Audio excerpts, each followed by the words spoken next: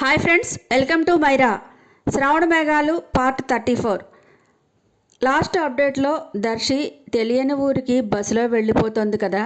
మరి దర్శి ఎక్కడికి వెళ్తుందో, ఏం చేస్తుందో, అసలు తాను చేస్తున్న పని సరైనదో కాదో నిర్ణయించుకోలేని అయోమయంలో ఉంది కదా. మరి ఏం జరుగుతుందో ఈ అప్డేట్లో తెలుసుకుందామా? నా ఛానల్ నచ్చితే కనుక లైక్ చేయటం, షేర్ చేయటం మర్చిపోకండి ఫ్రెండ్స్. తప్పకుండా సబ్స్క్రైబ్ చేసుకోండి.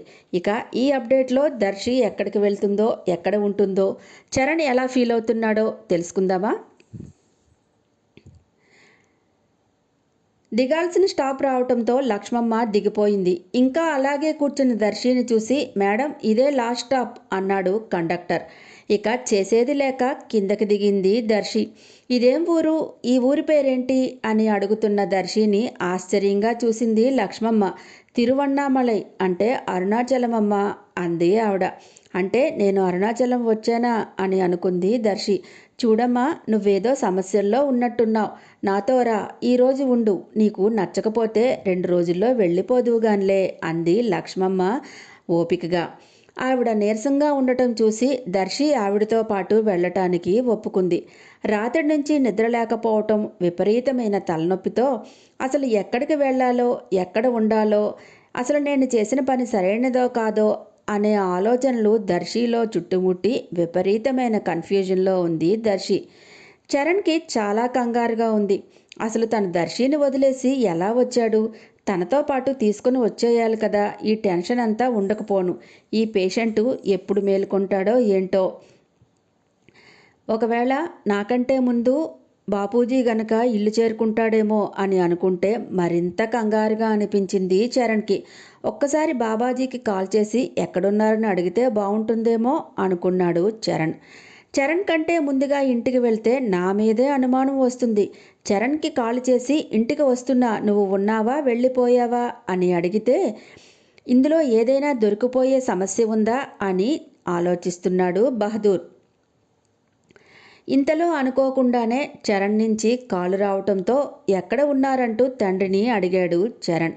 తనకి అన్నీ బాగానే కలిసి వస్తున్నాయని అనుకుంటూ, పాటియాలలో ఉన్నాను బేటా, ఇదిగో ఇంటికి బయలుదేరుతున్నాను. ఈరోజు మాన్ ఇంట్లో షాదీ కాబట్టి పనులన్నీ మానుకొని వస్తున్నాను అని అన్నాడు.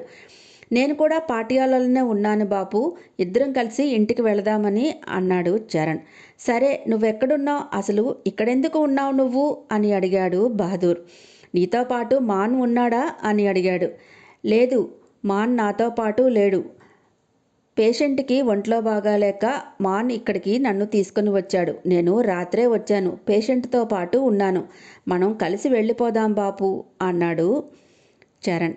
సరే అన్నాడు బహదూర్. ఇంతలో పేషెంట్కి సెన్స్ రావటంతో అతనికి చెప్పాల్సినవన్నీ చెప్పేసి అతని దగ్గర మరొక 2 అసిస్టెంట్గా ఉండిపోవటంతో వాళ్ళ చుట్టాలకు వాళ్ళకు కూడా జాగ్రత్తలు చెప్పి మాన్కి కాల్ చేసి పేషెంట్ బాగానే ఉన్నాడురా, కాబట్టి అతన్ని తీసుకురాకుండా ఉంటే మంచిది.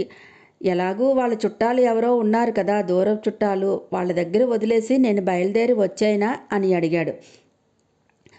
సరేరా, అతను బాగానే ఉంటే ఇక ప్రాబ్లం ఏముంది, నువ్వైతే వచ్చాయి అన్నాడు మాన్. దర్శి దగ్గరికే వెళ్ళాలనుకుంటున్నాను. సరే, నువ్వే వచ్చేస్తున్నావు కదా, ఇద్దరూ కలిసి ఇక్కడికి వచ్చేయండి అన్నాడు మాన్. దర్శికి వస్తున్నానని చెప్పాలని ఎన్నిసార్లు కాల్ చేస్తున్నా స్విచ్ ఆఫ్ వస్తోందిరా, ఇంకా ఫోన్ చూసుకోకుండా ఉన్నాదా అనుకున్నాడు చరణ్. బహదూర్, చరణ్ ఇద్దరూ ఒకరు కలుసుకొని ఇంటికి బయలుదేరారు. దారిలో దర్శి గురించి తండ్రికి చెప్పాలని చాలా ఎదురు చూశాడు చరణ్. కానీ బహదూర్ అనుకోకుండానే ఏవేవో విషయాలు, పాటియాలలో రాజకీయాల గురించి మాట్లాడుతూ చరణ్ని మాట్లాడనివ్వకుండా చేశాడు. దర్శిని చూపించి చెప్తే బాగుంటుందేమో అని మనసులోనే దర్శిని ఊహించుకుంటూ తండ్రి చెప్తున్న ప్రతి మాటకి ఊకొడుతున్నాడు. బహదూర్కి అస్తమానం చరణ్ నా దగ్గరకు నన్ను వెతుక్కుంటూ వచ్చిన నాడు నేను చరణ్కి దగ్గర కాకుండా నన్ను ఎవ్వరూ ఆపలేరు అన్న దర్శి మాటలే పదే పదే గుర్తుకొస్తున్నాయి. ఆ మాట గుర్తుకొచ్చినప్పుడల్లా కోపంతో అతని పిడికిళ్ళు బిగుసుకుంటున్నాయి. తొందరగా చరణ్కి వేరే అమ్మాయిని చూసి షాదీకి ఒప్పించాలని మనసులోనే గట్టిగా నిర్ణయించుకున్నాడు బహదూర్. తండ్రి కొడుకులిద్దరూ తొందరగానే ఇంటికి చేరుకున్నారు. వెళ్తూనే దర్శి అంటూ మేడ మీదకి ఒక్క పరుగున వెళ్ళాడు చరణ్. చుట్టూ చూస్తూ పిలుస్తూ ఉన్న దర్శి కనబడక లగేజ్ కానీ దర్శి కానీ లేకపోవటంతో కిందకి వచ్చి అమ్మ అమ్మేది అంటూ అడిగాడు. గదిలోనే ఉన్నట్టుగా గదివైపు చూపించాడు బహదూర్. లోపలికి వెళ్ళేసరికి పడుకుని ఉన్న గుర్నీత్ని చూసి ఏమైంది అంటూ వెళ్ళేసరికి అమ్మకి చాలా ఫీవర్గా ఉంది, దగ్గరికి వెళ్ళకలే, ఏవో మెడిసిన్స్ వేసుకుందంట అని కొడుకుని చెయ్యి పట్టి వెనక్కి లాగాడు.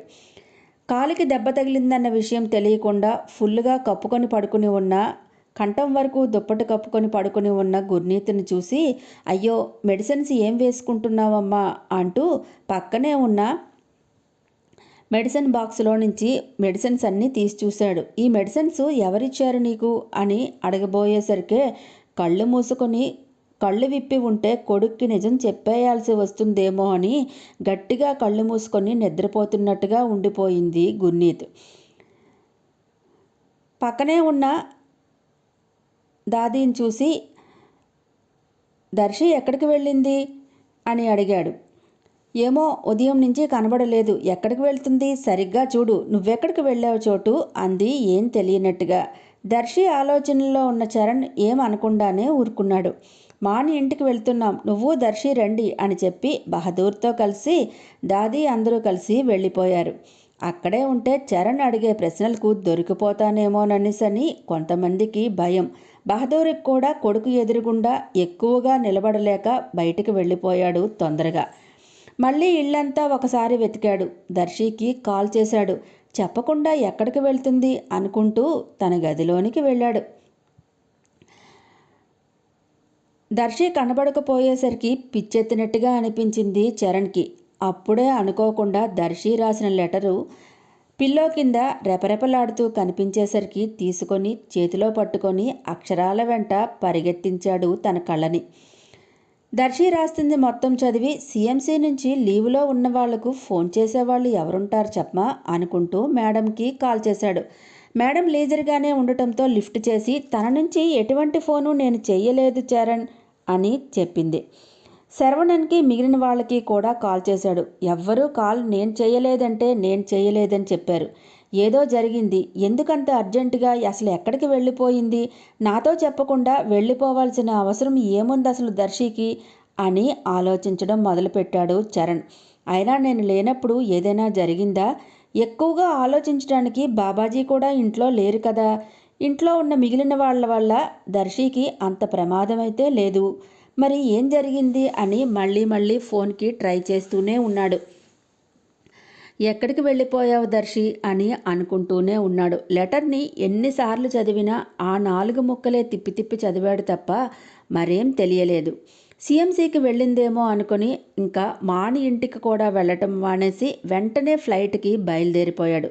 సాయంత్రం అయ్యేసరికే సిఎంసికి చేరుకున్నాడు. దర్శి రూమ్కి వెళ్ళాడు. హాస్పిటల్కి వెళ్ళాడు. ఎక్కడా లేదు. ఏదో జరిగింది. లాక్ చేసి రూమ్ ఉండటంతో అసలు ఊహకి కూడా అందడం లేదు ఏం జరిగి ఉంటుందో అని అనుకున్నాడు. ఎక్కడా ఏ చిన్న క్లూ కూడా దొరకలేదు. అలాగే చరణ్ పిచ్చివాడిలా 4 రోజుల పాటు దర్శి కోసం తిరుగుతూనే ఉన్నాడు. హాస్పిటల్కి వెళ్ళలేదు. తన రూముకు కూడా వెళ్ళలేక దర్శి రూము ముందు పడిగాపులు కాస్తూ ఆఖరికి ఆగలేక లాక్ను కూడా బద్దలు కొట్టి మరీ లోపలికి వెళ్ళాడు. ఖాళీ రూమ్ దర్శనమిచ్చింది. మతిపోయింది చరణ్కి. దర్శి గురించి అడుగుతున్నా ఏ ఒక్కరూ చెప్పలేకపోయారు. ప్యూన్ లీవ్లో ఉండటంతో దర్శి వచ్చిన విషయం కూడా తెలియలేదు చరణ్కి. ఇంటి ఓనర్ వేరే ఎక్కడ ఉండటంతో ఎలాగో ఫోన్ నెంబర్ తెలుసుకొని ఓనర్కి చేశాడు. ఆంధ్రాకి వెళ్ళిపోతున్నానని చెప్పింది అని ఇంటి ఓనర్ చెప్పడంతో ఆశ్చర్యపోయాడు చరణ్. సడన్గా వెళ్ళిపోతే బ్యాంక్ అకౌంట్స్ క్లోజ్ చేయాలి, అక్కడ ఏమైనా తెలుస్తుందేమో అని బ్యాంకుకి పరిగెట్టాడు. బ్యాంకు వాళ్ళు వివరాలు చెప్పడానికి ఇష్టపడక ఆ విషయం గురించి ఏం తెలియదని చెప్పేశారు. దర్శి గురించి ఏ చిన్న విషయం తెలియకపోవడంతో ఇంకెలా తెలుసుకోవాలో అర్థం కాలేదు చరణ్కి. దర్శిని లక్ష్మమ్మతో పాటు ఆశ్రమంలోకి నడిచింది. ఎవరో జాను అని పిలుస్తున్నారు. వెనక్కి తిరిగి చూసింది. తనని కాదు, చరణ్ జాను అని పిలుస్తున్నట్టే అనిపించింది దర్శికి. నీ పేరేంటమ్మా అంది లక్ష్మమ్మ.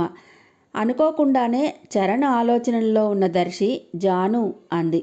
దర్శికి లక్ష్మమ్మ ఎక్కడికి తీసుకువెళ్తుందో అని కూడా పట్టించుకోలేదు. కాసేపటి తర్వాత దిగమ్మ అంటూ ఆశ్రమం ముందు దిగింది. సంశయంగానే లక్ష్మమ్మతో పాటు లోపలికి నడిచింది. ఎక్కడికి వచ్చాం మనం అని అడిగింది. అయ్యో, ఎప్పుడూ రాలేదా అమ్మా ఇక్కడికి నువ్వు అని అంది లక్ష్మమ్మ. లేదన్నట్టు తల అడ్డంగా ఊపింది దర్శి. ఇది భగవాన్ రమణ మహర్షి ఆశ్రమం. నేను ఇక్కడే పనిచేస్తున్నానమ్మా అంటూ తనతో పాటు లోపలికి తీసుకుని వెళ్ళింది దర్శిని. తన రూము విశాలంగానే ఉంది. ఇద్దరు మనుషులు బాగానే ఉండొచ్చు. కానీ కెటిల్ అంటే మంచం మాత్రం ఒక్కటే ఉంది. అటాచ్డ్ బాత్రూంతో పాటు ఏ అవసరానికి బయటికి వెళ్లాల్సిన అవసరం లేనట్టుగా ఉంది ఆ గది. లక్ష్మమ్మ వచ్చిన వెంటనే ట్యాబ్లెట్ వేసుకొని, నాకు ఆశ్రమంలో పనుందమ్మా, చూసుకొని వస్తాను. ఇక్కడికి ఎవ్వరూ రారు. నువ్వు ప్రశాంతంగా రెస్ట్ తీసుకో. నేను కొంచెం సేపు పోయాక భోజనం తీసుకువస్తాను నీకు అంటూ తలుపులు రెండు దగ్గరికి వేసి వెళ్ళిపోయింది. చుట్టూ చూసుకుంది దర్శి. నీటుగానే ఉంది రూము. అక్కడే ఉన్న మంచం మీద కూర్చొని భారంగా కళ్ళు మూసుకుంది. నిన్నటి నుంచి ఎడతెరిపి లేని ఆలోచనలో తలంతా వేగిపోతోంది. అసలు చరణ్ని వదిలేసి ఎలా వచ్చేశాను నేను? మళ్ళీ జీవితంలో చరణ్ని చూడగలనా? చరణ్ తండ్రితో నన్ను వెతుక్కుంటూ చరణ్ వస్తాడని అంత గట్టిగా నేను ఎలా చెప్పాను అని మళ్ళీ మొదటి నుంచి ఆలోచనల్లో పడింది. నిజంగా చరణ్ నా కోసం వెతుక్కుంటూ వస్తాడా? అయినా నేను ఎక్కడ ఉన్నానని ఎలా తెలుస్తుంది వాడికి? చరణ్ దగ్గర లేకపోవటంతో ఏం చేయాలో దర్శికి తెలియలేదు. గుండెల్లో సన్నగా మంట మొదలైంది. కళ్ళు నిద్రలేమి వల్ల మండుతూనే ఉన్నాయి. అయినా నిద్రాదేవి కరుణించలేదు. పరిస్థితిని ఎలా తిప్పుకోవాలో కూడా అర్థం కాలేదు దర్శికి. తెగించి అడుగు ముందుకు వేద్దామన్నా చరణ్ తల్లికి ఏదైనా అవుతుందేమోనని ఆ క్షణంలో నేను భయపడ్డాను. బహదూర్కి ఎంతకైనా తెగిస్తాడనే ఆలోచన కన్ఫామ్గా అయితే ఉండిపోయింది. పోనీ సీఎంసీలోనైనా ఉండిపోదామంటే మళ్ళీ జీవితంలో చరణ్కి కనబడకూడదంటూ భార్యనే అడ్డం పెట్టుకున్నాడు ఆ వెధవ. తండ్రి అంత దుర్మార్గుడు కాబట్టే చరణ్ ఎప్పుడూ అతని గురించి అడిగినా చెప్పలేదు నాకు. ఏదైనా ప్రాబ్లం ఉందా అన్నా కూడా తండ్రి గురించి చెడ్డగా మాట్లాడలేక నాతో చెప్పలేదేమో. ఎప్పుడో వదిలిపోయిన ఒంటరితనం పరిగెత్తుకొని వచ్చి దర్శిని చుట్టుకున్నట్టుగా అనిపించింది. నా పరిస్థితే ఇలా ఉందంటే తండ్రి వల్లే నేను దూరమైపోయానని చరణ్కి తెలిస్తే ఎంత బాధపడతాడో కదా Charan. Charan, I pity you. నీ తండ్రి ఇలాంటి వాడని నీకు ఎప్పటికీ తెలియకపోవడమే మంచిది అని బాధగా కళ్ళు మూసుకుంది దర్శి. మూసుకున్న కళ్ళ వెంట కన్నీళ్లు జారిపోతూనే ఉన్నాయి. హాయ్ ఫ్రెండ్స్, నా ఛానల్ కనుక నచ్చితే లైక్ చేయటం, షేర్ చేయటం మర్చిపోకండి. సబ్స్క్రైబ్ చేసుకోండి. నెక్స్ట్ అప్డేట్ కోసం ఎదురు చూస్తూ ఉండండి.